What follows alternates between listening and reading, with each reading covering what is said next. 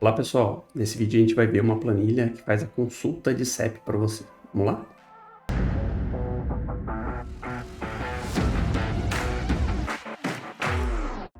Esse vídeo vai ser bem rápido, né? Uma planilha bem simples, fazer uma consulta de CEP, tá? A gente está utilizando aí a base de dados da via CEP, né? É um web service que permite você fazer uma consulta e retornar um resultado para você. Então é isso que a gente fez aqui. Então você vai preencher aqui o seu CEP e vai apertar a consulta, tá? E aí ele vai retornar os dados. Então eu vou colocar aqui o primeiro CEP que eu já tenho guardado aqui, vou fazer a consulta. Veja que ele vai retornar aqui os dados aqui dessa localidade, né?